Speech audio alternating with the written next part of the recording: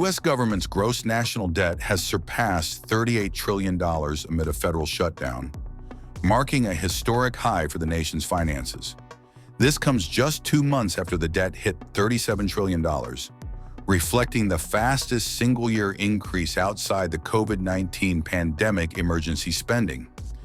Treasury Department data show the national debt has risen from $34 trillion in January 2024 to $38 trillion by October 2025, climbing nearly $69,714 per second. Experts have reportedly warned that the accelerating debt could drive higher inflation, eroding Americans' purchasing power and making everyday goods more expensive.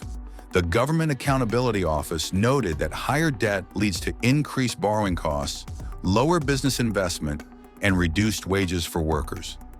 U.S. President Donald Trump's administration claims its policies have reduced the deficit by $350 billion compared to last year through spending cuts and revenue growth. Treasury Secretary Scott Bessent confirmed that the cumulative deficit from April to September totaled $468 billion, the lowest since 2019. He highlighted that despite record debt, deficit reduction measures are helping to slow annual government spending.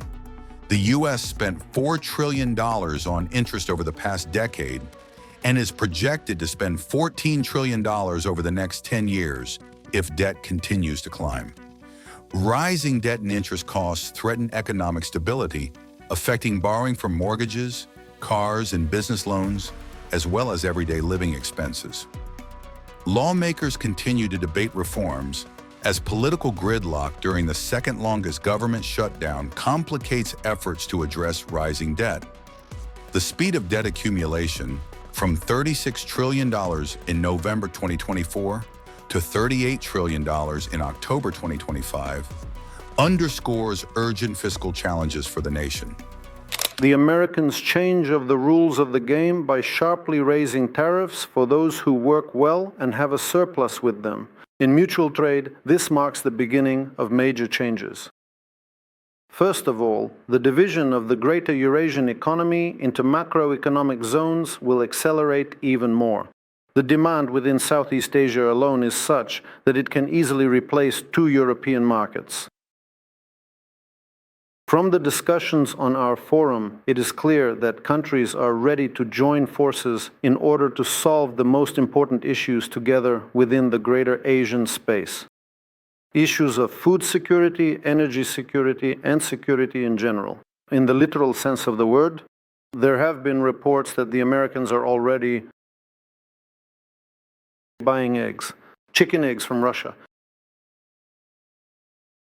A trouble shared is a trouble halved. Secondly, everyone will have to prepare for major changes in the global economy and even for possible economic shocks, because Pan America will not collapse just like that. This will not go unnoticed. The United States has not only become more active on the diplomatic front, they are actively pressuring their main trading partners with tariffs, trying to reduce their trade deficit in this way, while simultaneously seeking to improve the budget deficit situation. So far, they are doing this very successfully. Right now, America is trying to change the rules in the gold and cryptocurrency markets. Remember how much debt they have, $35 trillion. Essentially, these are 2 alternative segments to the global currency market. Washington's actions in this direction clearly demonstrate one of America's main objectives. They are very eager to solve the problem of declining trust in the dollar. The U.S., just as it did in the 1930s and 1970s, will solve its financial problems at the expense of the entire world, driving everyone where?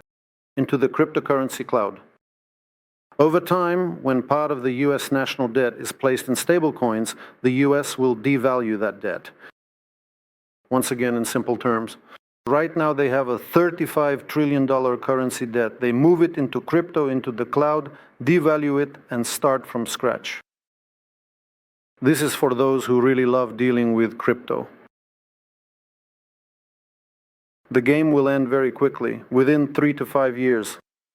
Obviously, both China and India. The world isn't just moving to a new type of financial system. The world is moving away from fiat money and dividing into zones. And what about us? We continue to do our homework. The task of rapidly transitioning to a supply-side economy is now front and center, right in front of us. It is necessary to boost demand, pulling production up along with it. And this was discussed at the Eastern. We talked a lot about this at the forum.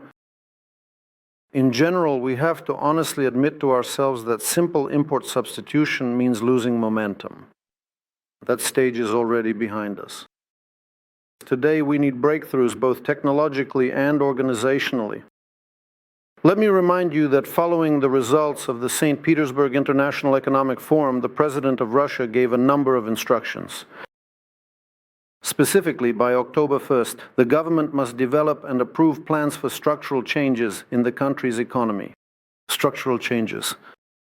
We need to change the structure of employment and consumption, improve the quality of the investment climate, increase the level of technological development, change the structure of foreign trade, increase efficiency in the field of defense and security, develop ideas for creating a new national trade model. In addition, the central bank, together with the government, must ensure the transition to the widespread use of the digital ruble, including its application in the budget process. In general, all these tasks are directly linked to the topic of developing the Far East. It is vitally necessary to change the structure of the labor market. In a short period of time, in addition to developing technologies and artificial intelligence, we need to make a significant leap in robotics and increase labor productivity. All the countries in the region are ahead of us in this area, and by a wide margin.